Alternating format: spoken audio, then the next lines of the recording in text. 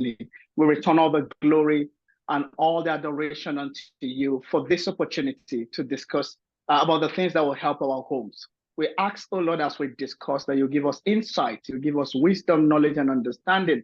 You'll give us revelations into how to build a godly home and how to strengthen our home. We ask, oh Lord, that from the beginning to the end, your grace and your glory will abide with us. Guide us, Lord, and give us understanding to internalize the things that we have had and to practice them. Because the Bible said not only the hearers of the word, but the doers of the word are the ones that are blessed. We ask, oh Lord, at the end, you will bless our marriages and increase us in all ramification and all dimension. For in Jesus' mighty name we have prayed. Amen. Amen. Thank you so much, Ma, for recording. I think we wanted to just use this opportunity to just talk briefly about why we're here, right? So before I hand over to our able moderator, Barrister Olubunmi, I just wanted to talk briefly about what we do as a fellowship, why we're here. Why are we talking about friendship and marriage, right? And I think ultimately it's in line with our vision, right, which is to build and nurture and strengthen families. And we believe that it's only by strengthening families and building families that we can achieve our God-ordained mandates, right? And we feel that part of the ways for us to achieve our visions, our mission and goals is to have sessions where we bring older couples, experienced couples, who can help us understand a few things that we're dealing with in our relationship and in our marriage. So we strongly believe that this is one of the modalities that we use to build strong and resilient families to help us achieve our goal. And so this is one of the series. We've had a previous series where Mr. Henry talked us through about youth and anti-violence, and that was particularly on how to build and strengthen our youth to withstand bullying, discrimination, and harassment, and to survive, as well as also to help them not to be aggressors. You know, so that was our first series, and this is our second series. And basically what we want to talk about here today is how we can achieve friendship in marriage. A lot of the issues we have in marriage is as a result of couples not seeing themselves as friends. You know, so there's lots of competition, there's lots of, lack of trust. So what we want to hear today, without having a very formal, talk. So this is not like a formal talk. This is an opportunity for us to really hear from an experiential point of view. What are the key ingredients, that help us to build friendship in marriage? So ingredients like trust, communication, strengthening each other, career, mutual respect, shared interest, and all of those tenets of friendship in marriage. We strongly believe that this will be a blessing to us. We will not waste our time, but we also want us to ask as much questions as possible. We understand that these platforms, these conversations are much more enriched if we have questions and answers. So people who are dealing with issues, people ask, why is it that when we were dating, we were much more in love with each other? We were much more, how do I say, you had butterflies in our belly. We were really friends. We were besties and gossip mates. Okay, never has done their work. But so we wonder why. Well, we're still seeing you. We can still you're using a ring light. Yeah. I am. Of course, anyway. Things like this happen.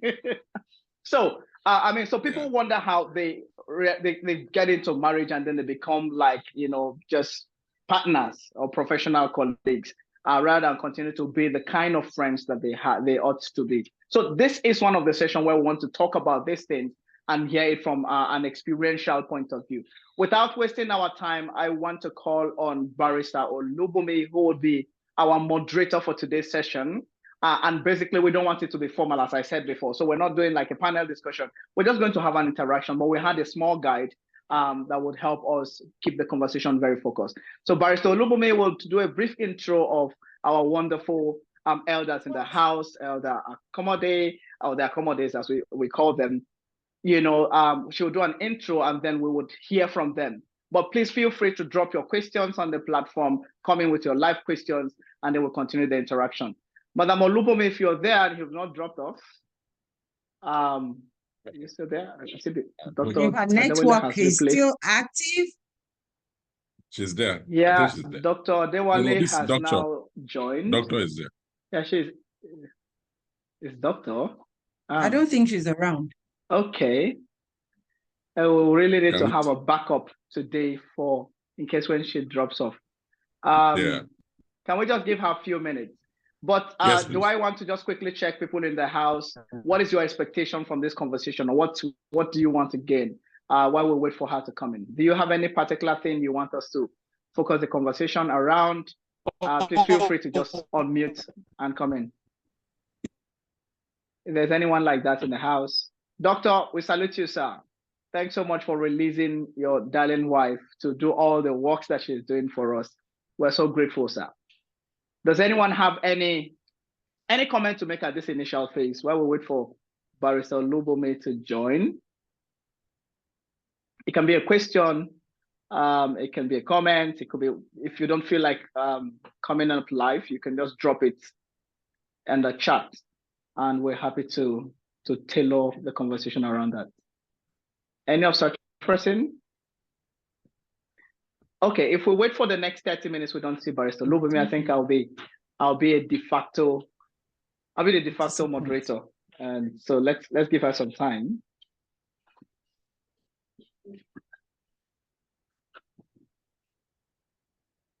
He's not here. Okay, please go ahead, Madam Talita. I hope I got your name right. Please jump in quickly. I saw your hand up. Okay, hi, good evening. Well, good night to you guys. It's afternoon where I am.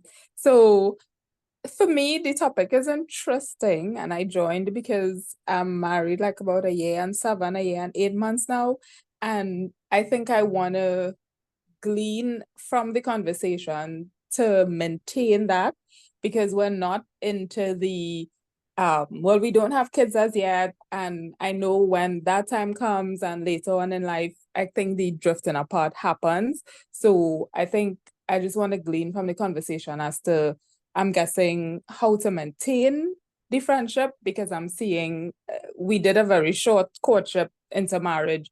So it's like, I feel like we're really good friends now, but I know with time that could change. So I'm guessing. Did you see Pastor Chedu? Our lights to have gone off. How to maintain it, yeah? Go ahead, ma'am. We can hear you. Go ahead. No, so that's my thing. Just like how to maintain it, because like I said, life happens, and because of that, sometimes there's a pulling away and maybe things could change. So I'm just, because I'm new in the marriage game, I'm just here to learn and glean. That's great. Amazing. Thank you so very much, ma'am. Thank you so very much. We're super grateful for that. I think, yes, when it is 1 year in marriage, you could still have a lot of butterfly in the belly. I don't know how much it lasts for people, but for some persons, few months, some persons 1 year, after which, you start getting into the roller coaster of marriage. So yes, it will be a good time for you to hear a lot from our wonderful elders in the house. Does anyone have a quick comment before? I think Barrister Lubome is experiencing challenge, and I will be compelled to take over. But does anyone have any quick thoughts or comments to make before we start? Hello. I am truly sorry. Hello, welcome back. Yeah.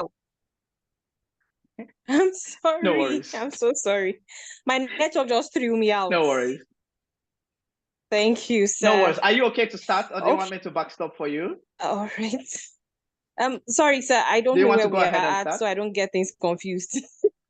No, we haven't started. We're just trying to say. Okay. All right. Yeah. So go ahead. The floor is yours, please.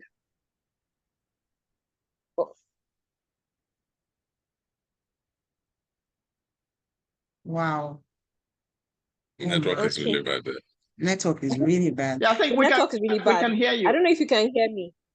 We're hearing you. You might want to turn off your video if it's pulling your bandwidth. Yeah. Oh, okay. Maybe do the quick intro, and then I can put up my video so that at least I'm not going to keep disturbing. Okay, so yes, thank you so very much, sir. Thank you, Daddy and Mummy Akanmode. Thank you to everyone for being here. We are mighty grateful that you are here. Let me just read about them and tell us a little bit more about them, because I know some of us do not know them. So it's very possible that this will seem a bit strange and be like, okay, what do we actually expect from them? So I'll just read this. I had put it on the platform before, but this is it regarding them. Daddy and Mummy Akanmode met at Ilorin in 1989, where Daddy worked and Mommy was completing her degree program. Years and then tied to the knot in 1997. Daddy is a Kogite, as we call it in Nigeria, while Mommy is an Edo babe. Fun fact about them, Daddy is 9 years older than her, but you won't guess even if you spy on them for months. So how have they closed the gap? And how can it be seen that they are now friends? You know, they are padi. They have been blessed with 2 sons and 1 daughter, ages range between 21 and 26. While Daddy is a thriving businessman, Mommy practices law at a law enforcement agency. To God's glory, their marriage will be 27 years strong this year, September. The Akanmodes are a cheerful and warm couple. To know them is to know substance and team spirit. So yes, we are here with Daddy and Mummy Akanmode. Thank you so much for having us, sir. Thank you for having us, Ma. Thank you for honoring us with your time and your experiences. Thank you. So yes, we sent ahead some questions and thank you.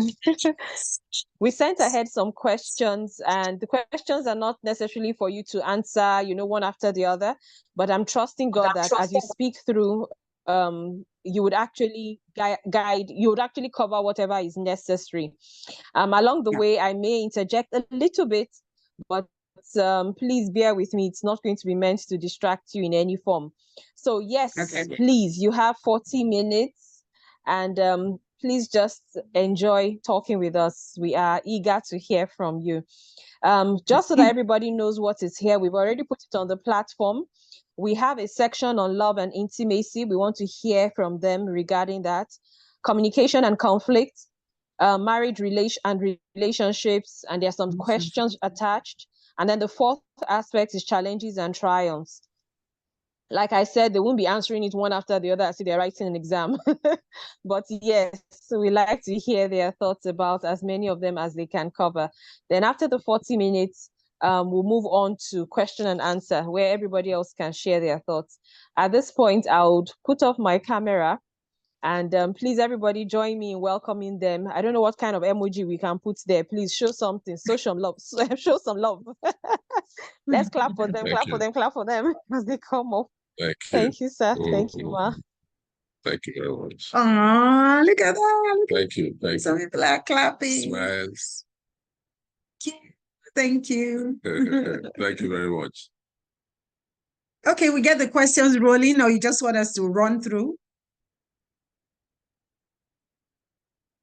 Is someone going to be asking the questions, or you just want us to talk through the questions? I think we should just talk through the questions. I don't want to keep it. Sorry, I think you should just talk through. I don't want to keep interjecting you because. Okay. Sorry, no, I wanted to know if she unmuted on purpose. Okay. So yes. All right. Okay. Go ahead. Okay, so I feel I don't necessarily have to be the one to state the questions, just flow. I don't want to keep interjecting you with the questions, but along the way I might, but I'm sure you know what to do. Thank you. Okay. Okay, you want to go? No, ladies first after men. Okay, so let's see the first question so that I'll answer with them. Can you open your phone and then? Oh, you want to see the question? Yeah, I want to see the question. So okay. Okay, but before we go into the questions, we want to thank you. We want to thank the covenant keepers, sorry, for bear with me. I have already said interjecting, sir. Sorry, please. Can you put on your camera, please? We're actually recording all of this. It would be helpful that your camera is on. Our camera is on. Our camera is on. Oh wow. Okay. Yes. So you can see us? I can. It's actually your own camera that is off. Okay, so it's my own issue. No problem then. Thank you. But others, as much as your bandwidth permits, you can come on camera. so we can. Can we go ahead? Yes, please. Just go ahead. Okay. Yes, Okay. please. Yes, sir. Yes, please. Yes, sir. Go Yes, ahead. sir. All right. Thank you so much. We want to start by appreciating you, the leaders of the Covenant Keepers. And I will take my inspiration from, or our inspiration from the first question, which is asking about how we have sustained this spark. I want to thank you for the spark that you have brought into this fellowship.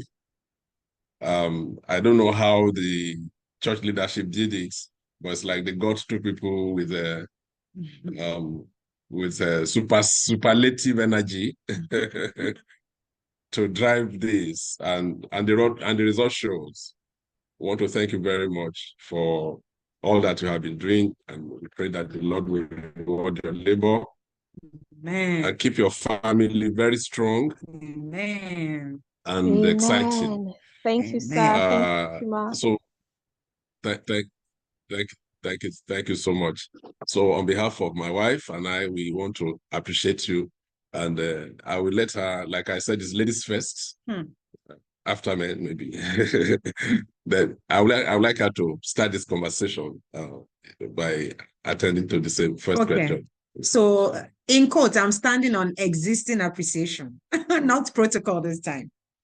Okay, so the first session is we're going to be talking about love and intimacy. And the question says, how do you keep the spark alive in your relationship? We had to draw up some, quick answers, not necessarily to restrict ourselves to them, but something to guide us when we're telling you how we do all this in our relationship. So how do we keep the spark alive in our relationship? We entertain ourselves. We joke a lot. We make fun of each other. Every small thing, even the children know, they've learned to joke. They make fun of us too, because they've seen us do it. So they've learned to also do that.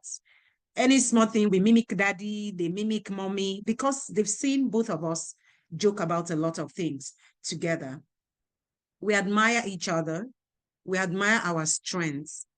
Anytime you're doing something right, my husband will admire and say, oh, this is nice, even up to cooking. So those kind of things, that's how we speak it. We spike up our relationship. When you do something he loves, he will say it. And the children will hear. When he does something, he'll say, thank you, daddy. I can even start singing for him. There's a new song now. There's a president general among the nation. When I sing it to him, he'll be laughing, So just to show appreciation, maybe he buys something home that I just thought, oh, that's thoughtful of him, because I don't need to tell my husband sometimes. When he notices I'm running out of some things, he will just buy them. He will just bring them home. And I just have a way of showing appreciation, So it spikes up the relationship. No dull moments. And of course, we have dull moments when we are fighting, not that every time, no.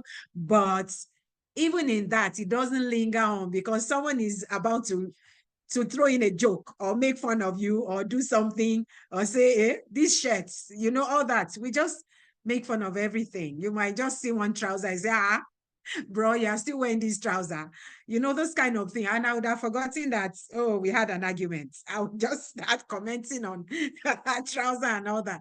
And we just start laughing. So, we have one life to live, right? With Christ. So we make it very entertaining.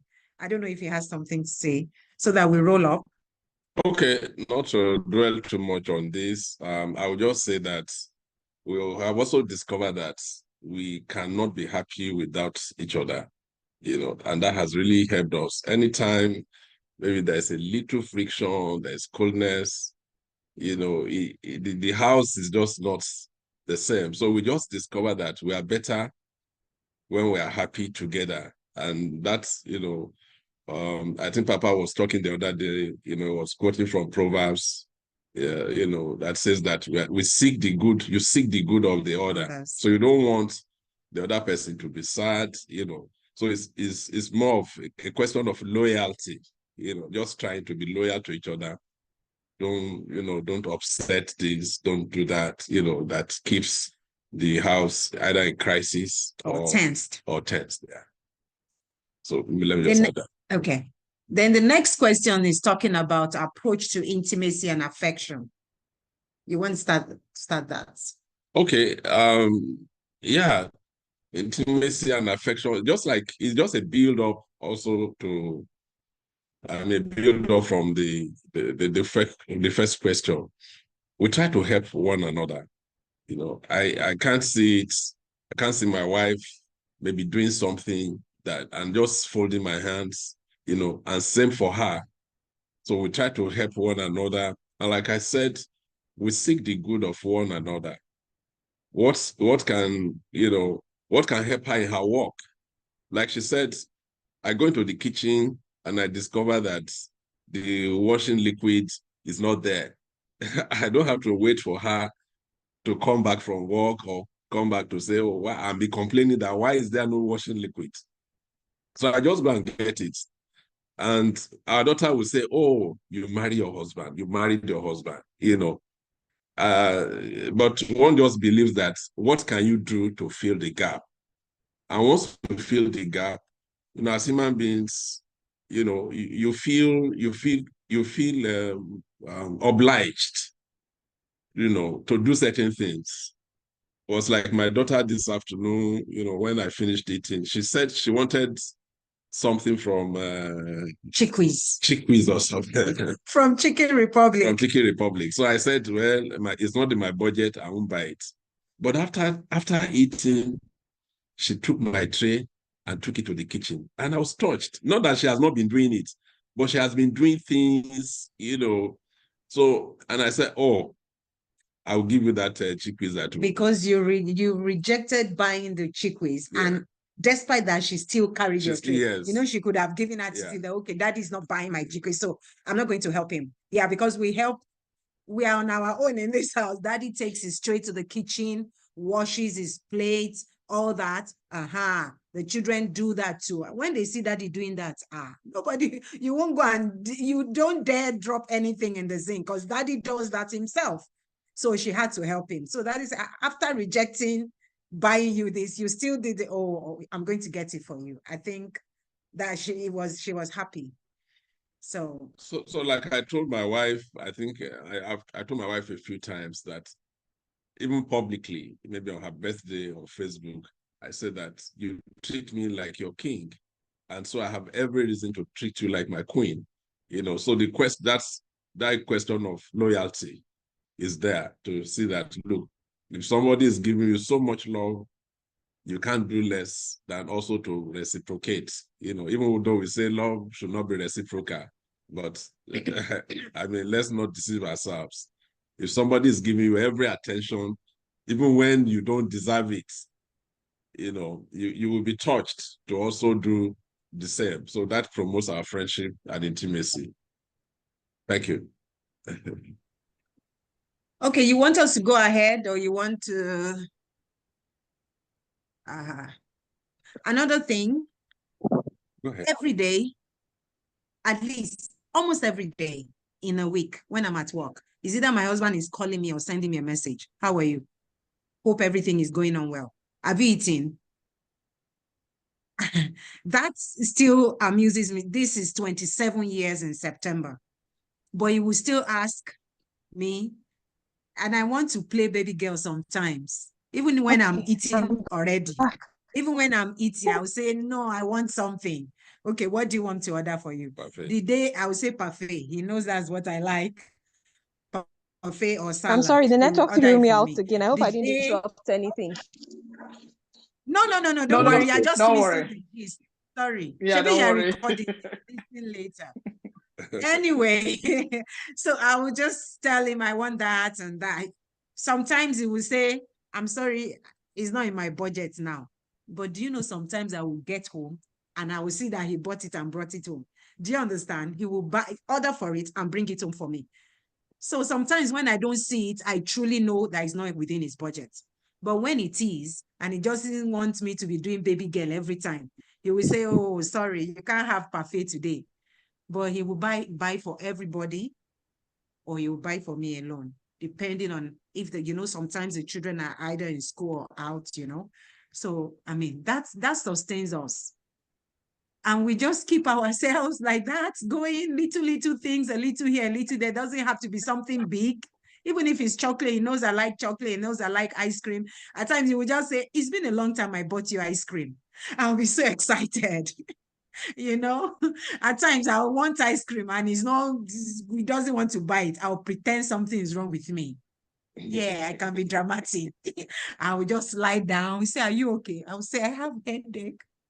Can you buy me ice cream? Say, I'm just, so I did theater art, so my first degree. So I try to act sometimes, in the house so that they will know that I've not forgotten. Okay, so the next question. I hope I'm not joking with the thing. Are you enjoying the session? Okay. Perfect, Ma. That's the way we want it to run. So just continue. The others are not talking. It's like it's only Brache do that. It's just I can see We're Mr. Honest Philip enjoying is it, just Ma. smiling. Mr. Philip is just smiling there. He's not. We're here, Ma. Enjoying That it. is amazing. Okay, the next one says, how do you prioritize emotional and physical connection? Okay, Dao, you want to talk about that? Okay, on this, as much as time permits, we spend time together a lot. Even when I'm doing some things, maybe I'm reading up, my wife will come and sit with me, and I'm sorry to say this. Then sometimes she'll be playing her video, and the video will be disturbing me, but it's just, I just have to keep quiet and go along. Sometimes it's intentional. I want to go and sleep, but I'll say, this guy needs company. I will now be playing video. Say, yeah, this. I'll say, okay, good night. He's the one that sent me away. I came to keep him company, but I will be playing video to distract him as well so that he can use his mouth to tell me to go. So we try to spend a lot of time together. And because of the time we spend together, my wife loves to be touched all the time. So I pat her on the back, even when she's cooking or she's in the kitchen or somewhere else. Language. That's my love language. She loves to be touched. So I touch her a lot, just to keep her warm and excited, and so that she can perform the tasks that she needs to perform. Yeah. And sometimes when we have maybe invitation for weddings, he doesn't want to go. I would just say, let's go now, let's go. He would say, no, he would say, when are you coming back? I would say, I don't know. Once he hears, I don't know, he knows that this girl is going to really enjoy herself. At times he will just dress up and go with me. Sometimes they say, just go and have fun. But trust me, he'll be calling and all that. Is the party not over yet? I say, but your guy told you to come with me. He said, you're not coming. Please, I'm having fun. Don't come and disturb my fun, So it's just, I don't know. Is like he said, my daughter always say, Mom, you married your husband. And I don't think I want to settle for less. She still said that today. Praise the Lord. Hey-oh. Okay, section 2. Communication and conflict. How do you handle conflict and disagreements? Okay, I think we are now in the meat of the matter.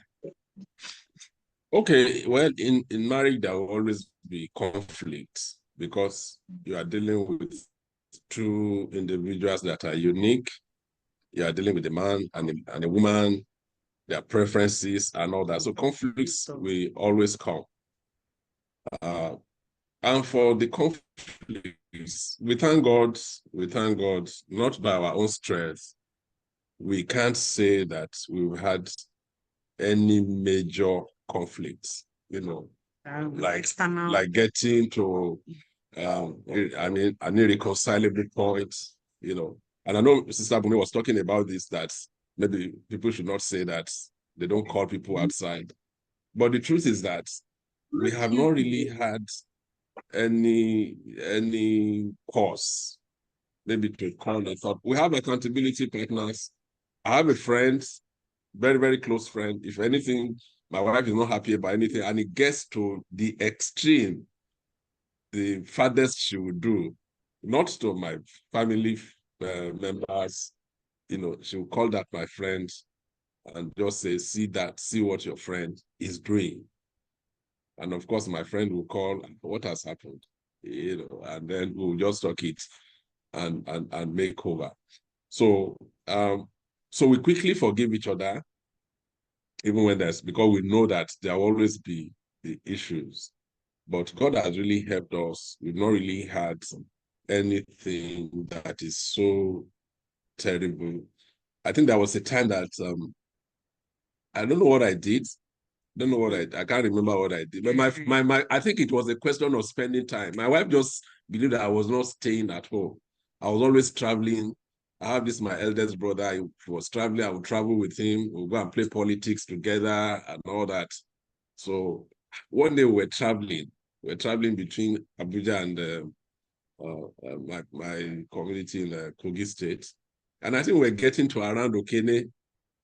And my wife just called and said, I think she sent a message that well, I'm sorry, I don't think you'll meet me when you come back to this house. Ha! I was destabilized. I said, because I took it to mean that I must have done something, you know, and I was not going to meet my wife and I couldn't tell my brother that this is what was happening, you know. So I was just eager to get out of the car to go and talk to her, and I was saying, what is this? What are you saying? What's the problem? And she said, no, nothing. When you come back, we'll talk about it. So when she said that, at least I knew that she would not leave before I got back home.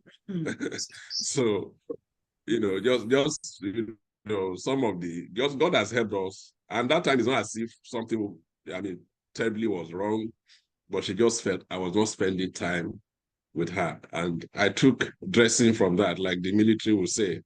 I took dressing from that. And since then, God has really helped us to keep together. Okay, let me just quickly add that in a way, one of our ways of handling, or one thing that really stays in my mind is fellowship. When you're in conflict or disagreement with your spouse, you will not be able to fellowship. And I grew up in a family that were together. We usually don't say our parents fight. So I'm like, that gave me a good idea about marriage, right? So I already had that position that I want my children to also have that marriage. If you have issues with your spouse, your children don't need to know.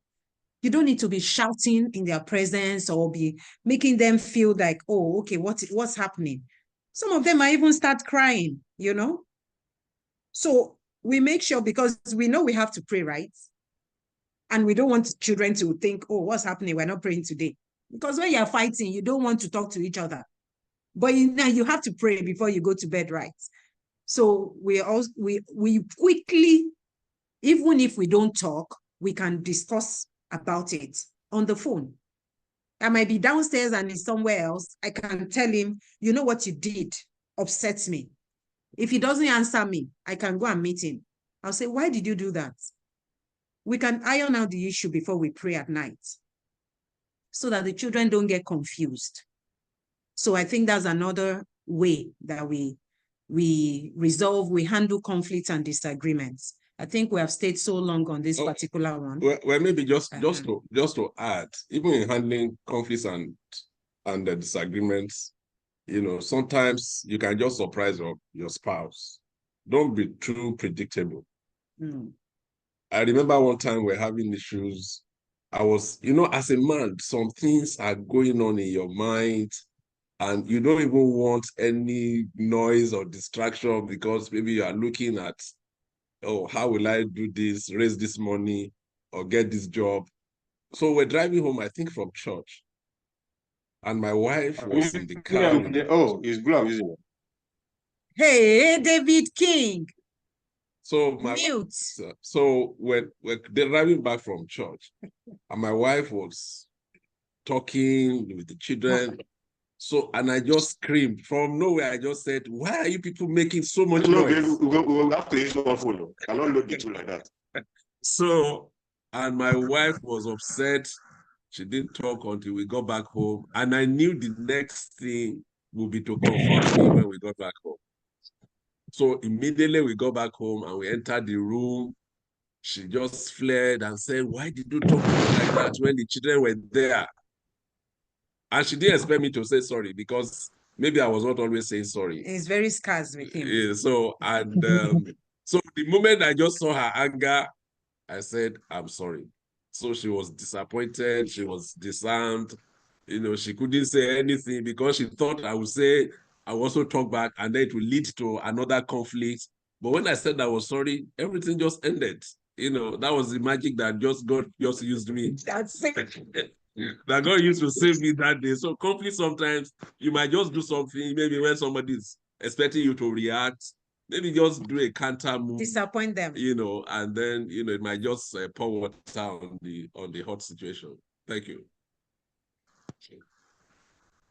Okay, what communication strategy? Yay. And let me bite myself. Who drafted these questions? What communication strategies work best for both of you? Okay. Like I said earlier, sorry. Yeah, go ahead. Yeah, like I said earlier, we chat a lot, we talk, speak on phone during the day, during work hours. They know in my office already. Once I'm not on my desk and my phone is ringing, they know his ringtone. They will come and start looking around for me in other offices that your husband is calling you. He just wants to check on me and be sure that I'm okay if I've eaten. So you were talking about nonverbal, right? Yeah, we engage in constant conversation. And sometimes, people talk about, communication in marriage. They just say, oh, you just have to be talking, you must be talking. But I'm a student of communication. And I also know that there are non-verbal communications. Sometimes maybe you are not happy about something. If I'm not happy about something, my wife will get to know because I will switch off and there may not be conversation and she will know. And when she's not happy too, she might just switch off. The kind of answers you get, you will know that. Very brief. Very brief answers. A no or yes answer or something, or I don't know, then you will know immediately that something is wrong. So you begin to find a way of addressing what is wrong so that, peace can return to, to the house, So it's a combination of that. So we do continuous conversation. We also take cues from actions to know that, maybe some things are not right. Maybe I'm not doing something right, and then you try to address it. Okay, yeah. So we do a lot of non-verbal communication. We switch off a lot. Once you do something, and I don't want to talk about it. Why I do that is because of the age difference. I don't want to, if you don't know, if you were not here when our profile was being read, he's 9 years older than I am. I don't want to talk and sound rude. I don't want to talk and is loud or like I'm shouting on him or shouting at him. So that's why I try to just switch off. That's his own personality normally. I like to talk, but because of the difference, I am careful not to sound or come out rude. So I just keep quiet.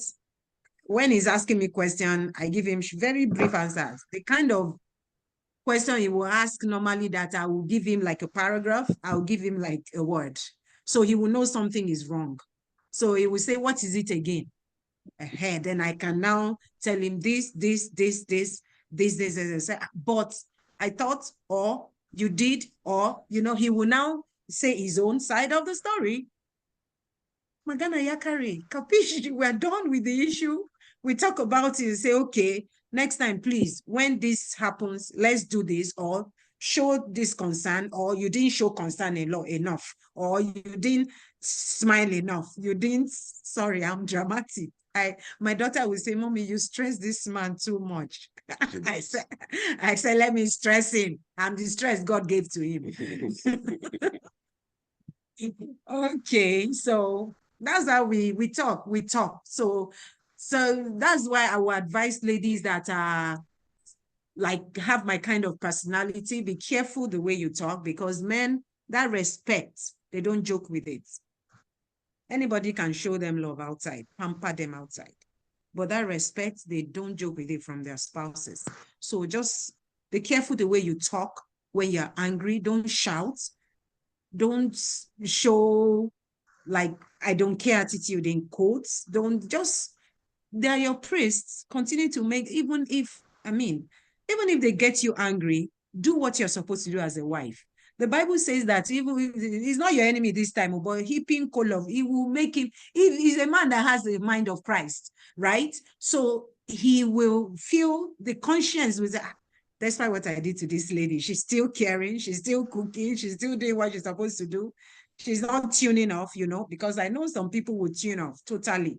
They don't care. If you like, don't eat big dinner, don't eat because they're angry. No, you don't do that. Praise the Lord. So that's it. Okay, maybe she talked about don't eat dinner now, and something just came up. And it's still about communication, part of the nonverbal communication. Early in our marriage, if I was angry, maybe my wife upset me, I would look for what will pain her most. And what will pain her most is, if she cooks and you don't eat. So she will cook and I will not eat. I know that I've gotten her, I've hit her below the belt, So, but along the line, I started, borrowing sense for myself. I said, because I will keep the food. She will keep the food. I will and the food will be haunting you. And then I said, come on. I just talked to myself that, look, how can you provide food and then you are not eating? You are wasting your money, So, so since then, of course, this was very early in our marriage. Since then, I began to know that I was hurting myself more instead of hurting her. So I stopped taking that line of non-verbal communication. So Can we go on? I married your younger sister. I married your younger sister. I'm telling you, that is it. That's why I always enjoy. I don't know who doesn't enjoy Mrs. Babatunde. She's my younger sister, I'm telling you. So I'm sorry for you, doctor, because I think you are even more too than my husband. My husband still you, okay, but I'm sure you are coping. Doctor is even more quiet. So how do you show appreciation and gratitude for each other? You want me to go first? Okay. Yeah, when we express it, I'm somebody who appreciates a lot. I don't take anything. He says thank you after every meal. Every meal. I just imagine thank you. What has gone into it. So I thank my wife every time for every meal that I eat from her. And for everything that she does, either myself, my children, I like to. So we express appreciation a lot for whatever we get. We also buy gifts, for each other. And my wife is very good at that. My wife will just maybe go and buy one expensive lace material or something, So when I see it on a man and I like it and I have the money, I'll buy it for my husband. If I see, I will even go and ask the man, sir, please, where did you get this fabric from? If they tell me, I'll go there. If I can afford it, I'll buy it for him. She can now. So she'll buy I hope Mrs. Chinedu is listening. You better don't joke with your dinner. So if she does that, you are challenged. You just want to do something to. There's nothing that will be too much for me to get from my wife, because I know that she will get just anything to make me happy, and and just to demonstrate appreciation and generosity. So we buy gifts, and we appreciate each other a lot. Yeah, and growing up too, the family, like I always refer to my family, it was a small nuclear family of 7, mommy, daddy, and 5 kids. Everybody's birthday, midnight, we go to the person's room, we sing. If it is smoky, if it's something significant to celebrate you. So I grew up like that. So I can't every of my husband's birthday is either I'm ordering a tray, food tray for him to be delivered in his office. So he also started doing that. Even if he didn't grow up like that, because he grew up in an extended family, you know, Abi, right? In a large family, sorry. So he started doing that too. Because any small thing celebration on Father's Day, we do, even the children now.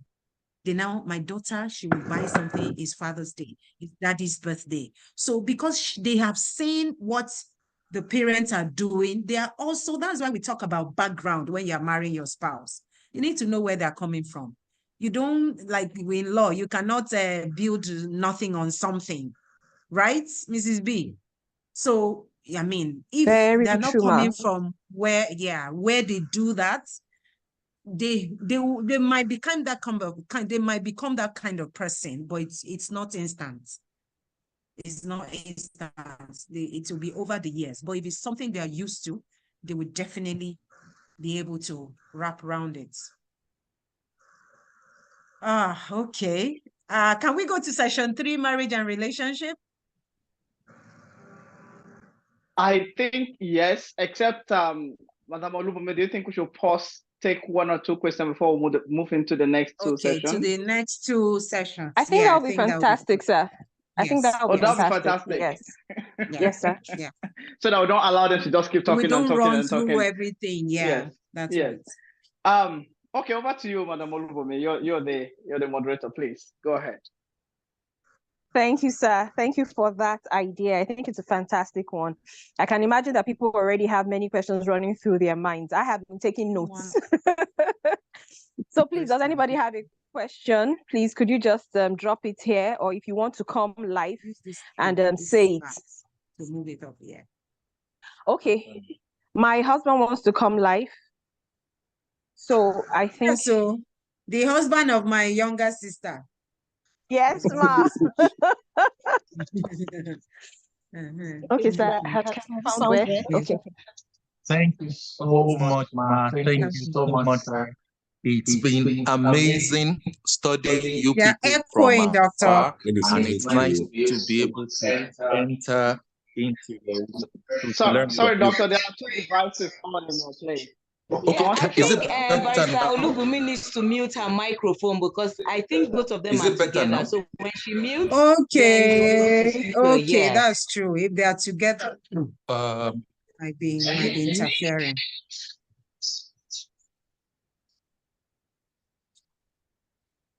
Go ahead, Nasa. Oh, okay.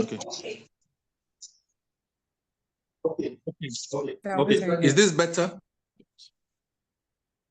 It's better. Yes, it's better. It's better. Please go ahead. All right. So, thank you so much. Thank you so much. Thank you so much.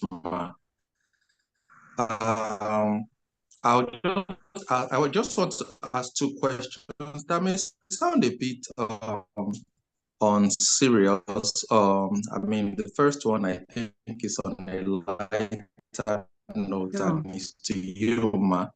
That I just wanted to ask how many times you've had headache. How many times you've had headache this year? I mean, just yeah. And then, Headache? Hello, can you hear me? Yes. How many times I've had headache this year? Okay. Okay, so I'm asking you, ma, how many times you've had headache this year? And then secondly, sir, the other question is to you, sir. We've always, yes, you said when you... Yeah, apologies. I think my network was throwing me out. Is this better? Okay. Yes, it's better now. Yeah. So apologies. Yes, ma, you said you normally have headaches when you need ice cream. So I was wondering how many times you've had headaches this year. So that's on one. And then on the second question is to you, sir. We've studied your relationship over the years and see how the 2 of you are always moving together. This question sounds unserious, but again, how have you been able to keep her baby girl attitude? Because the baby girl attitude is there and it's so conspicuous.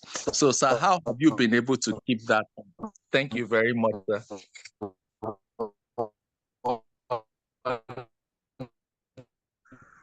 Okay, I will respond now.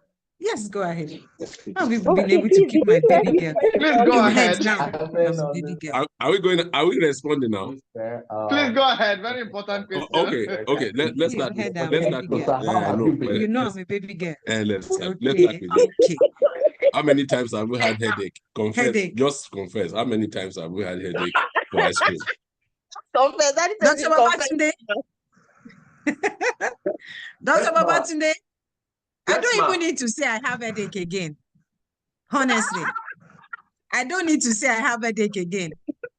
I can just frown my face like this. They will say, "Are you okay?" Once he says, "Are you okay?" You know that "Are you okay?" You can ask for anything. And the one that falls within the budget, you get it. So I can just frown my face. I'll just say, "I'm tired." Hey, yeah, sorry. Is there any way I can help? Yes, I want ice cream. So I don't even need to say I have headache again. Okay. So, yeah. Okay, doctor. So what is there is headache is just a metaphor for the blackmails that go into getting ice cream. You know, so it could be headache. It could be just lying down. I can lie down on the rug. I will lie down and say, "What's wrong with you? You didn't buy me ice cream." So, and So upset. And when that ice cream is needed, you will just have to buy it. Like we say, like we jokingly say to each other, you can buy your peace. So do things to buy your peace. That's the best quote for me. You can buy your peace. You just buy your peace. And doctor, concerning the baby girl attitude,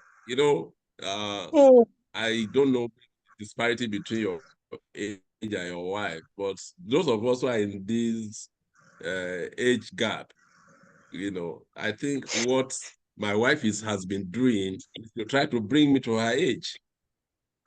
So the way you do things, yeah. So she tries to bring me to her age, and I also try to behave like a funky guy, not one old man. To blend. Right? Yes. So even when I want to act my age, I'm compelled to act otherwise, and you just have to obey the boss all the time so that you don't run into.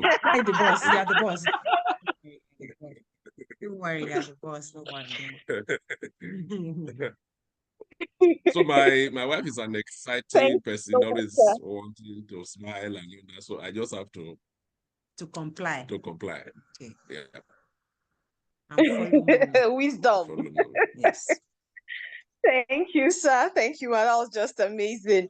Okay, so we have two other questions here before we go to the next session. Yes, ma. Okay. So we have, how can I maintain my cool when angry, that I don't raise my voice while talking to my husband? The second question. Okay, maybe we take that first before we move to the second one. Sorry, let me not load you with questions again. Yeah, because why I said that was that because of the age difference and the age gap, I just, when I want to blow up, I just keep calm within me. I try to walk away, most times. I just try and walk away from the situation so that I don't react immediately. Once I walk away, honestly, also I will refer, lawyers, I will refer to it. There's something they call retreats in law, in criminal law. If you want to harm somebody and you walk away, the hurt, the anger will cool down as you have walked away. So what you want to do will not be as much as when you walk away and come back. But if you stay there, you will do more harm. Yes. Barrister Bumi, you understand that? Yeah. Yes, very much, ma. You have lucid moments. So when you're angry, the best thing is to just walk away. Just move away when you're angry. It will reduce you will come back and say, why did you do that? You won't shout or raise your voice the way you would have if you were in the spot of the moment. So that's why it's better to just retreat. Just retreat. Just try and listen to music, do something, go and drink Gary self if possible. Just do something. Just move away. If you move away, trust me, the temper will reduce. Even if the person is walking after you, just keep walking. Keep walking. Because it will reduce the temper. But if you stay there, you might regret what you say or what you do. So that's why I said, I just try to keep calm by walking away. Once I walk away, I will think about it. You know, goats, they will keep doing that and bringing it back. They'll keep. So as I'm walking away, I'm thinking of what you say. I will process it. So I'll know how to put it down. It's not that sometimes, you know, I told you it's over the years. It's not something that you just start doing first year, second year. You won't know now. You will just think this guy, Shebi, if you came to marry me, you should be ready to deal with my attitude, right? But you will see that it won't help your marriage. Yeah, it won't help your marriage. So over the years, you realize that, okay, it's like the way I shout, he keeps saying it. I don't like the way you shout at me. You can talk without shouting. That's how I am. No, that's not how you are. You can change how you are. I don't shout like that again on my husband.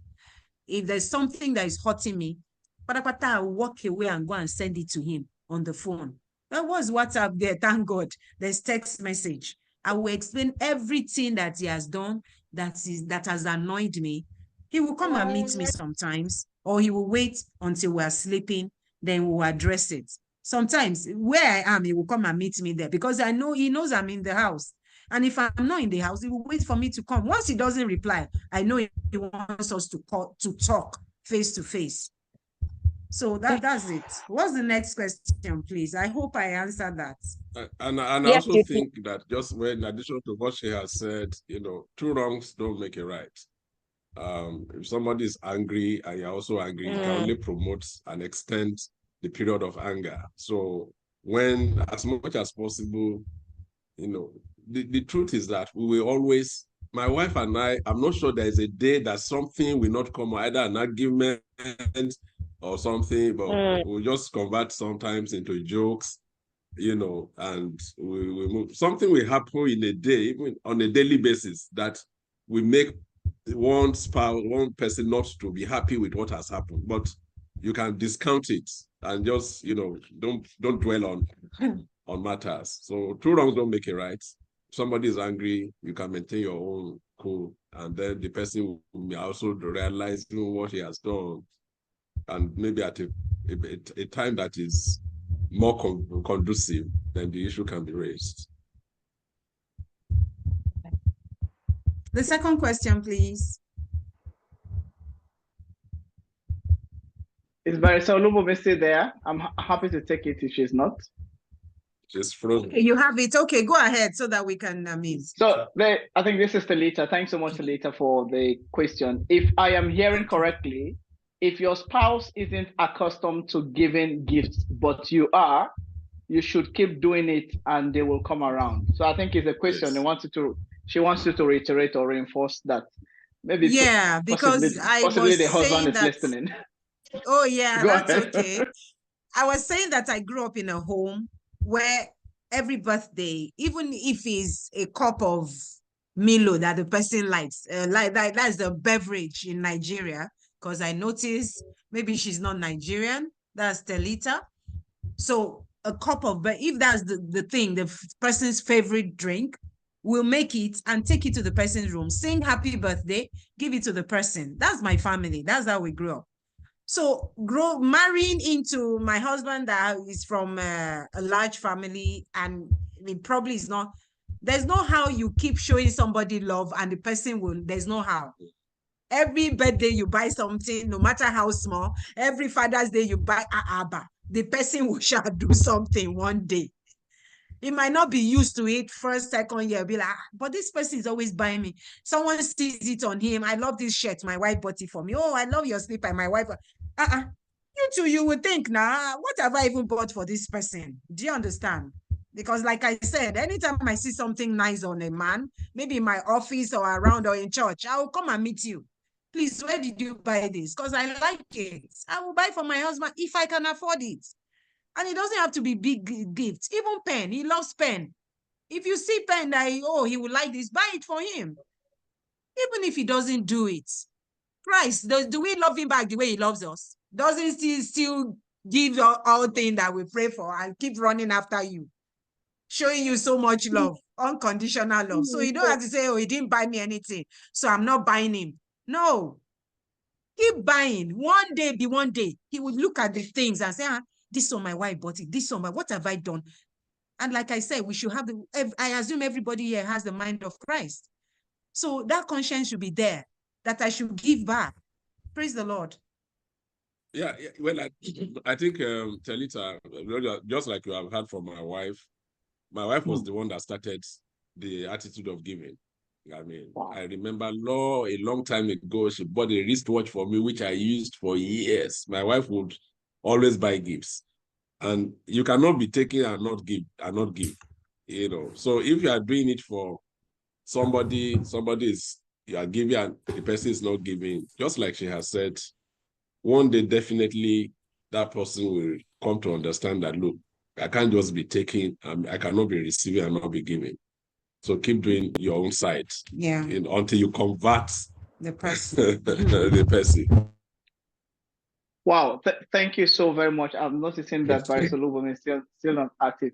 Thank you so very much. No, I'm back, sir. Thank you, sir. You're back. Okay, I think we should just move to the next session, just for people to be Yeah. aware to Okay. drop their questions on the platform. We can always talk about it later. Okay, 3. Okay, so marriage and relationship, that's section 3. The first question says, what does a healthy marriage mean to you both? What does a healthy marriage mean to you both? Okay, I think what we have enjoyed, the health we have enjoyed in our marriage is one, that of mutual respect. You don't lord it over anyone. You don't assume anything. We just respect one another. And also the second thing is that we maintain trust. Maintain trust so that even when things are not the way you expect it to go, you try to you do the devil advocate. I mean, they play the devil's advocate. You make reasons to justify even when my wife has gone wrong, has done something. Sorry, please, could I just ask that we all mute? We actually hear someone else's voice besides you. It's Kathy. We all Kathy just is mute her. Kathy. That the man has agreed to send the document. You can you mute Kathy? Maybe you can mute Kathy. I'm sure you can mute her. But let's go ahead. Let's go ahead. I'll find the house.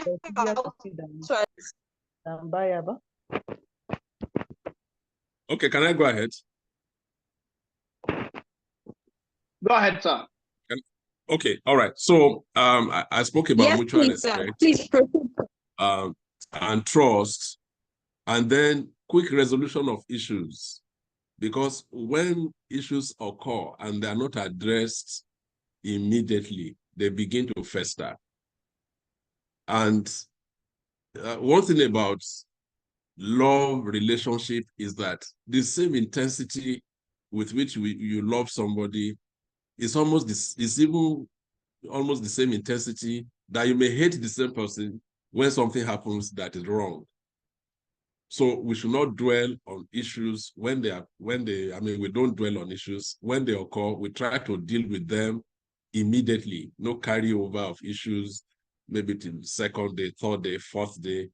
It is then you begin to look at and remember that, oh, you hurt me 10 years ago, you hurt me 5 years ago, you are hurting me now.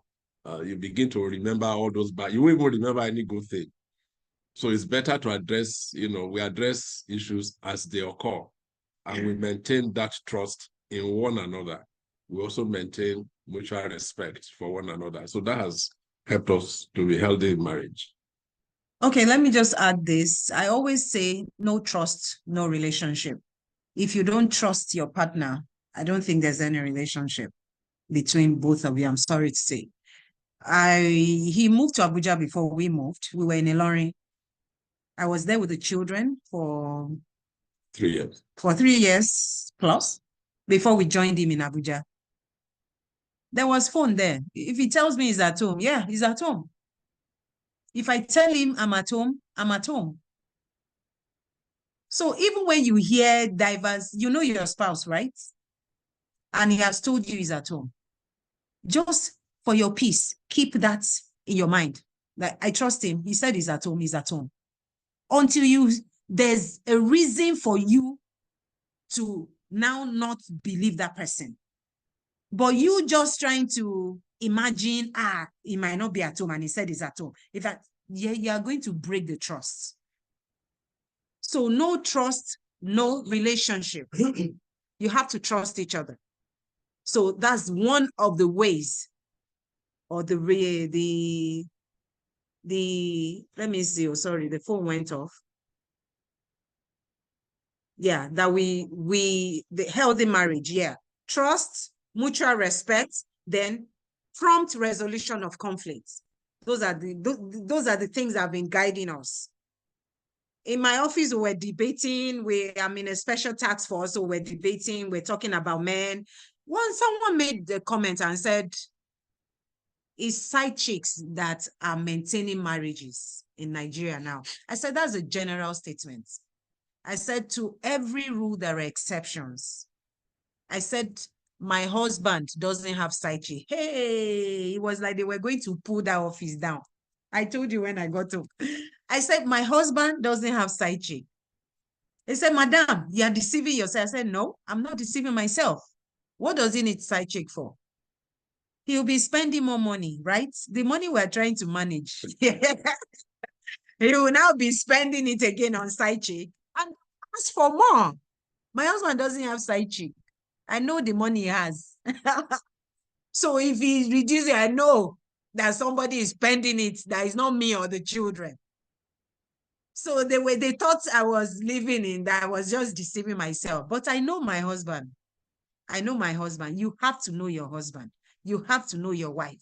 So that people will not just be, like the Bible says that they are like live on water that is being tossed here and there. You will just be having emotional breakdown. I'm sorry to say, if I'm talking about this in a funny way, but it's a serious matter. You have to trust.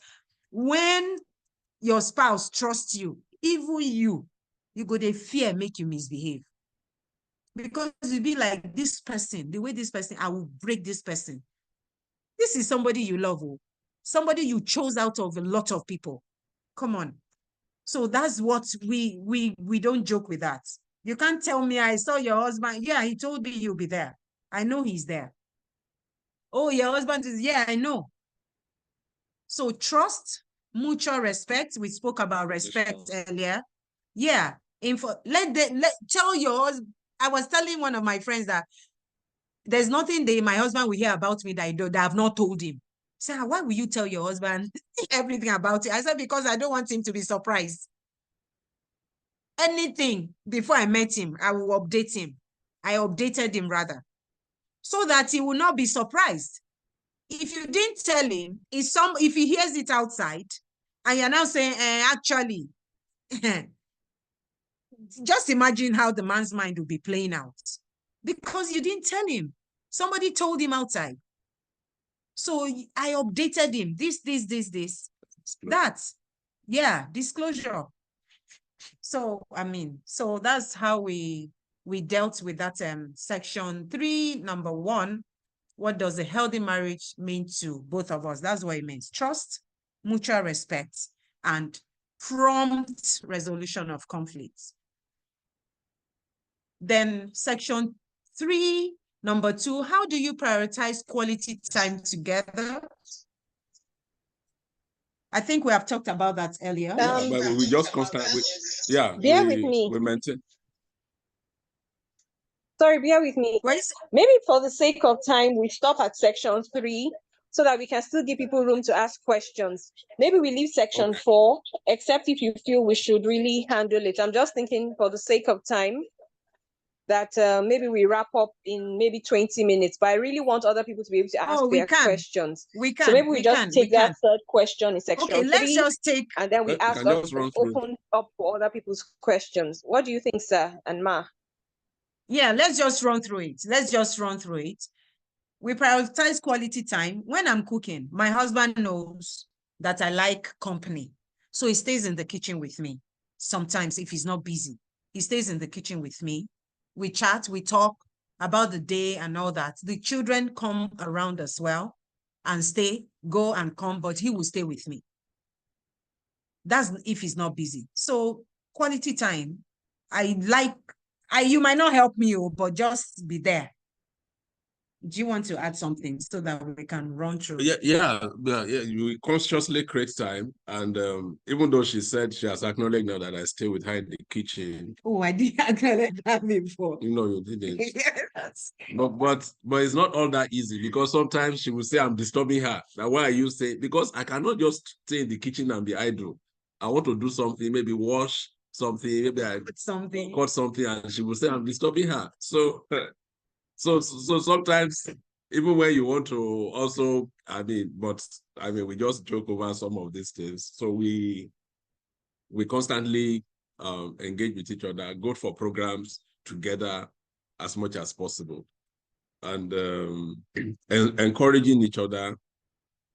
We pray for one another, pray together, and like we have said before, we give to one another.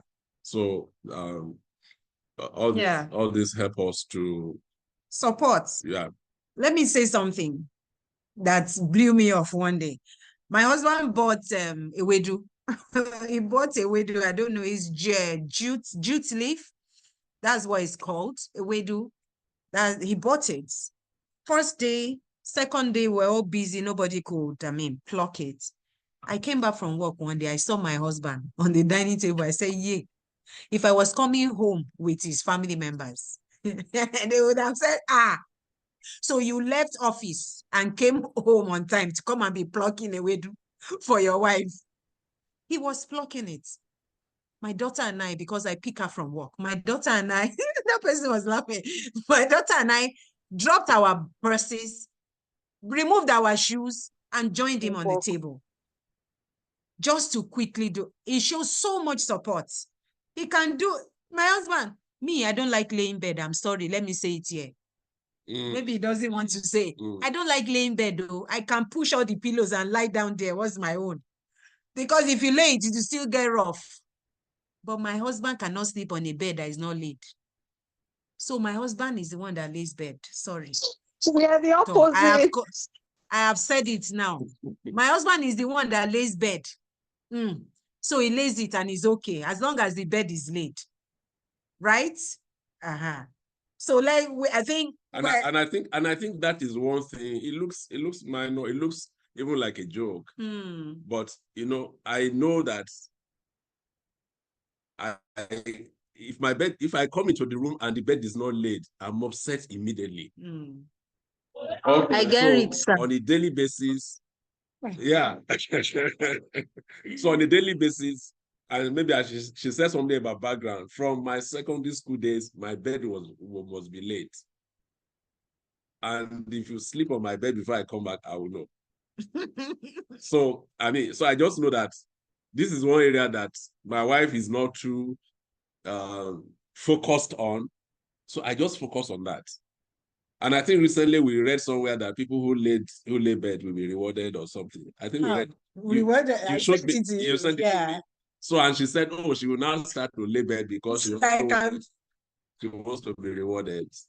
So you just fill in the gap so that the home runs, whatever she cannot do, you do. Whatever he cannot do, you do, and then we complement each other, support one another, so that things are taken care of. Yeah. This life, just live your life. Don't be saying you don't know you're a woman, you're supposed to beg. If she doesn't do it, do it. Yeah, and because I also love pounded yam, I was the one that was always pounding. He pounds the yam until we got until we got a machine that if not, he will pound it. Even if we have guests, he will pound the yam. So it's and he cooks soup too. When I travel and I'm not in the countries with the children, he cooks for them. Thank God. So let's run through the last section, challenges and triumph, then we can ask questions. What's the biggest challenge you faced as a couple and how did you overcome it? Yes. So I will want you to talk about that. Okay. Yeah. When we saw this question, we're actually wondering, well, we've had challenges. We've had challenges, but one of the greatest challenges we had was when we lost our property. Because I lost money in my business, traveled to Europe, and I lost 72,000 euro in 2009. Which today maybe will be like about 170 million naira. And part of it was a bank loan. So it destabilized. And then I lost my business relationships and my finances were just, my finances crumbled. So they were difficult. And we had children in school, and I was not my wife was not working, so it was very difficult. And we had to manage that. It resulted into litigation and eventually we lost the property. But what gave me strength was just the way my wife took the whole thing. She gave encouragement. She said, no, don't worry. We can do this. Let's move on with our lives, And so it was the greatest challenge that we had. But God just helped us to cope with it. And we have put it behind us. And this is just to say that, look, in marriage, there will be situations in which things will happen, to the spouse. It could be to the man or to the woman. But how you get out of it, how you overcome, will depend substantially on how, your wife gives support and shows understanding. I believe that my wife just showed that, look, yes, this has happened. I'm not blaming you. I'm here to give you support. And she provided the shoulder and we're able to navigate, and come out of it. So the way he said it, don't make it seem like, oh, that's what she's supposed to do. No, there are some women that will really start trouble. This house is too small. Where we are is better than where we were is better than where we are now. I can't cope with this. It might really start a lot of issues at home, right? And it might start giving that man, when we were living in our own house, I didn't hear all this. Because bank has taken the house from us now, and we are living in a maybe smaller place, although bigger. Don't put too much stress on your husband because already he has something that he's stressing over. So don't be the stress that is beating him down. When he's down, help him from that down, from where he's his low esteem. Help him up gradually. Where we are now, we do not even believe what God, you will hear our testimony soon, don't worry. Where we are now, you will not believe what God has done for us. Wow. Praise God. So that's what Papa called one day. Papa was praying on the PPH, and he said, in fact, he almost came to our situation, and he said, you are here, something like we can call a strange storm happened to you around 2009, 2010. He mentioned those years, though. He mentioned those 2 years. It was so, so families, couples might go through strange storms, but God will always be there to take you out of it. So don't let us, in those moments, let's show understanding. Maybe your husband has lost his job, or your wife has lost her job, or something happens, let's just show understanding and show support. Okay, so what's your greatest triumph or accomplishments as a couple? We thank God for blessing us with wonderful children. We have graduates. The last born is in his final year. We think that is something that we are happy and thankful to God for. That's a trophy for us. Some of you might know our son. He was teaching before they started the young adult or teens church. He was teaching in the Wisdom Center. He was teaching people from 0 to 2 years or something. He was a teacher there. Our daughter is a nurse. She used to attend our church, but because they didn't have this young adults church then, she had to move to Celebration Church, CCI, by Pastor Ilorin. That's where she's very active in their medical team because she's a nurse. So we thank God for that. I think that's our greatest to us, parenting, because you will agree with us that parenting in this generation is not easy. Yeah. So lastly, how do you balance individuality and unity in your relationship? We respect each other's individuality, and anything that we do together, we also respect each other, our boundaries. Everybody know. I know when my husband wants this, and he knows what I want. He knows this is how my wife would take this. So he also knows he should not go beyond that, because he knows it will upset me, and he doesn't want to upset me. He doesn't want anything. A happy home I saw it on somebody's sticker in the fridge, in the kitchen. A happy wife is a happy home. Yeah. So I don't know how far that is true, but I know my husband is so careful about that, because he's always saying, I want to buy my peace. If it's ice cream, I want to buy my ice cream. If it's yogurt, I want to buy refined yogurt. Yeah. So that's, how far I have to say. Thank you for having me. You want to say something? Okay, thank you very much for having us. Just like she has said, let's accept each other's uniqueness. My wife is not me, and I'm not my wife, and I should not compel her to be like me. I may be in the house for a whole day and I may not talk. But if you do that for my wife, that's like imprisonment, So, and you don't want to imprison her, like that. And then let's continue to show understanding. And as men, I'm talking to our brothers now, let's show support for our wives. I'm not too sure now if my wife knows the current price of onion, but I know because she's busy, she will come back late. She has only maybe Saturday to do her work. Even that Saturday is not available. Sometimes she goes to work. So sometimes I send people to the market on her behalf, or even sometimes go and pick those things. The day she said I brought Ewedu home, I just discovered that, if we get home now, there may be difficulty in eating. So I stopped over to buy Ewedu, and I started to dress the Ewedu before they came back. At times they will call me at work. Is there anything you want me to get from the market? I will draft a list. He will send someone to get them. So let our sisters show support for their husbands. Let their brothers show support for their wives. Compliment each other.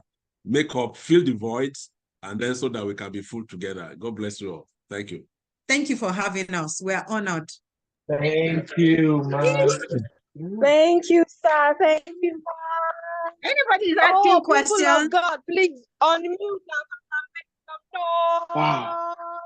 Thank you some very much, Thank you. People of God, where are you? Make your righteous noise. Where are you? Unmute. Thank you so much, sir. This is just. Thank you, sir. We appreciate you. I think I can kickstart the question and answer session. I can kickstart it. I will spend the next few minutes. But just to say, I am blown away. I am blown away. I don't know. I hope you're still at home. I hope you're still at home, though. Don't let your wife come and ask for where you are. Honestly, I'm blown away. Because, sometimes as men, I'm speaking for men now. Sometimes as men, you kind of feel that you're doing a lot. Okay, go to the market, do a lot. You're stretching in the workplace, and you're also more domesticated. So hearing all of this, I think I rest my case, honestly, and I'm glad I had all of this verbatim. No one told me. I sit with our elders, our elders in the church, and I learn a lot from them. Okay, but sometimes you kind of think that you're a hero in your marriage. You feel that, I'm a wonderful husband, until you hear how other husbands also do. And I'm glad I really had this life undirect. I can't go through all that. I've taken a whole dossier. I've written down a lot here. But I think it would be nice to give others opportunity to respond or to respond. But a couple of things resonate with me strongly. which is, yes, of Mr. course. Kathy. Madam Olubumi, I'll hand over for you to moderate. Forgive me. But I think Sorry. one thing resonates with me strongly, which is around how you provide that safe a safe pair of hands to the family. Okay. Sometimes we think that, oh, I'm providing, I'm doing a lot. Can't you see I'm stretching? I'm the engine room.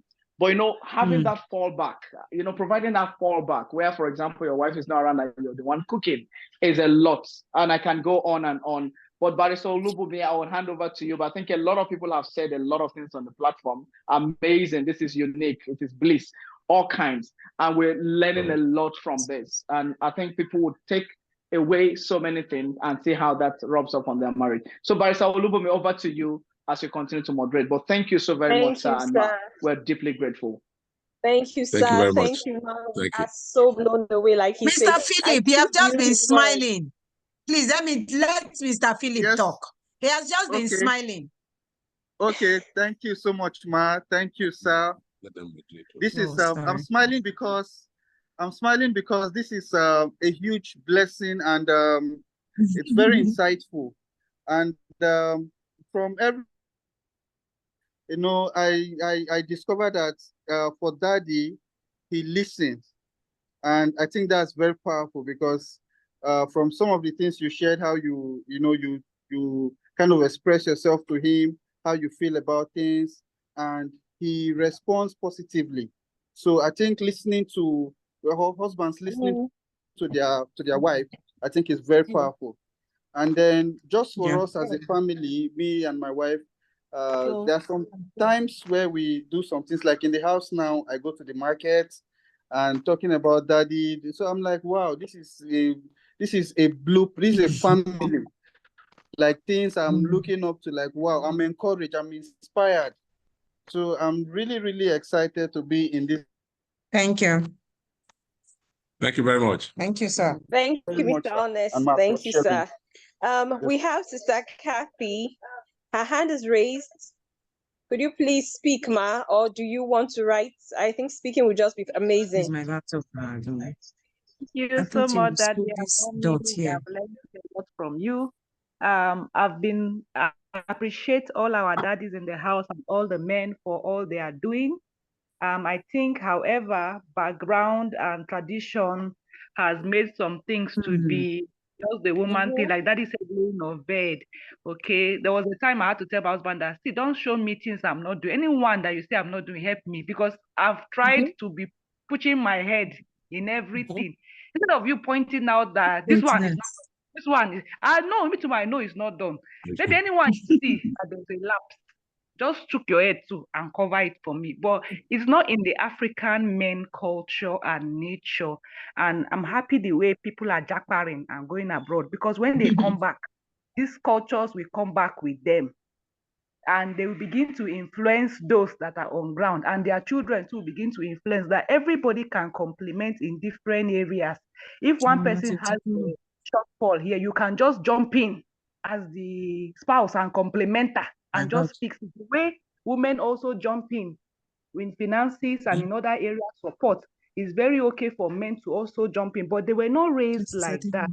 And many times you hear my father never, I never saw my father bathing the children. Why should I bathe the children? I never saw my father carry them, kiss them, hug them, all those things. So gradually the narrative is changing, and I want to appreciate you so much for all you are doing. I wish you can be speaking more and more and more in more meetings so that more men can hear what our daddy does. Thank you, Sam. Thank you very much. Thank you. Thank you so much, Sister Kathy. Thank you, ma. Does anybody else want to say anything? I think I have a question here, but if anybody else wants to say anything, please just indicate. We have a question, but I think you have actually answered. The question is, thank you, sir and ma. My question is, has it been so lovey-dovey from the very beginning? Yeah, I said you already, maybe the person joined later. It wasn't like I even gave the instance of raising my voice, and I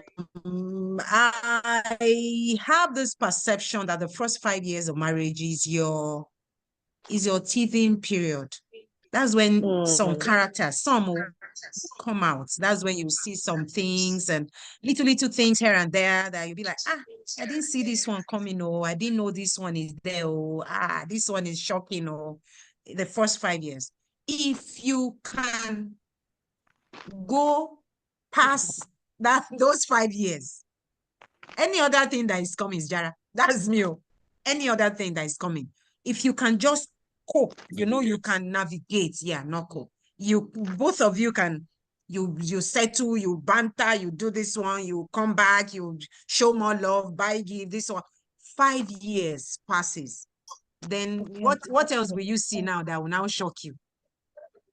Well, I've heard couples, sorry, Lord. I've heard couples that broke up 20 years, 25 years, irreconcilable differences. Yes, but I know first 5 years is some of those things are even spiritual. That's what I think. If you can live for 20, 25 years, and you now break up, so some of them might be spiritual. So if the first 5 years you can navigate in your marriage, I'm sure you're good to go.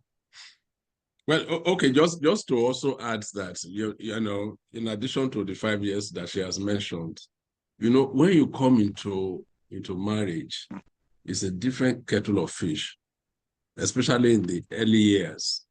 Individuals are unique, and they are now. There was a time I was wondering if my wife is the same person I married, because I started seeing she now became independent. But when we were boyfriend and girlfriend, maybe we were just saying casually, it wasn't something. But when you are married, you will discover much more about your spouse. And the best thing is that of acceptance. Let me accept, because you two are not perfect. So just accept those shortcomings. Let the other person accept your shortcomings, and maybe we can turn them into strengths, But if you now continue to emphasize on, you are not doing this, you are not doing this, then it won't help anybody. It will not help. So let's just, like she said, we navigate, we accept, and we accommodate. Thank you so much. Thank you. We are grateful. I am excited. And like somebody Any more said, questions? it would just have been lovely for you to keep talking, and we just keep listening to you. We look forward to having things like this a lot more, and having to learn from ourselves, one another, and just strengthen one another. Thank you. Your iron has sharpened our iron. Thank you so much, sir. Thank you so much, ma. Thank you. God bless your family. Thank you very much. You so much. For having us. Let me just say this as a person. I always look forward to seeing you in church. First of all, I like how mommy always looks. There's a cuteness to the look. So me, I'm not cute. Always look. And I'm so grateful for it. And then I also like the fact that you're always smiling, you're always joyful. Daddy, thank you. Thank you for giving her permission to just flourish and be herself. Thank you so much. Thank you very much. Someone walked up to me last Sunday and said, Ma, you're always I think smiling. At this stage, I should hand over to my Oga. Oh, okay. She didn't hear Is mommy saying something? Yeah, I said someone walked up to me on Sunday and said, Ma, you're always smiling. Don't you have any problem? I said, I don't want to carry my problem on my face. That's why I prefer to smile. Oh, wow. And I know when I smile, I look prettier. So I smile, I smile it off. And I will keep smiling. Yes, I'm more accommodating and people can approach you. I was shocked. The brother said, you're always smiling. Don't you have problems? Thank you so much. Thank you so much. Thank you. So just to say thank you so very much. Really, we cannot thank you enough. The kind of wisdom that you've given us today, we've gleaned from you. We can't pay for it, right? This is 27 years of experience that you have just poured out to us. We really, really appreciate. Send a check. You know we're able, right? We can pay your bill. You will pay this one. No? Yes, now I know. Whatever currency, no problems. That's a black one. I'm coming. Well, thank you very so much. much, sir. We're so grateful. right. Also to thank everybody who has come. Please, if you didn't have time to ask a question, drop them on the platform. We look forward to bringing Mommy and Daddy again to talk about some other things. It's a marriage that you can really say is genuine. Nobody's forming anything here. And I think we are learning. We're the younger generation, right? We're learning. We hear lots of issues, minor issues where a younger generation. We hear lots of people, minor issues around ego, especially for our men. Yeah. I mean, hearing this from you with all the accomplishment, with all that God has done through you, still peeling away, dude, that will stick in my head, I must say. Indeed, though. It will even cut okra for me. Trust me, that will stick with me. Thank you so very much, sir. Thank you so much for everyone who has attended. God bless you. Let's keep it a date. We'll be having another session very soon. We'll communicate on the platform. God will continue to strengthen our home in Jesus' name. I'm sorry for taking your time, but I think it's really worthwhile. Thank you so much. Thank you so much. Thank you so much, sir. Thank you, man. Thank you so much. Thank you very God bless much. you. Please keep it on. Bye, everyone, and see you tomorrow. Bye. Good night. See you in church tomorrow by God's grace. Bye, everyone. Bye. Good night. Bye. Bye. Bye. Bye. Bye.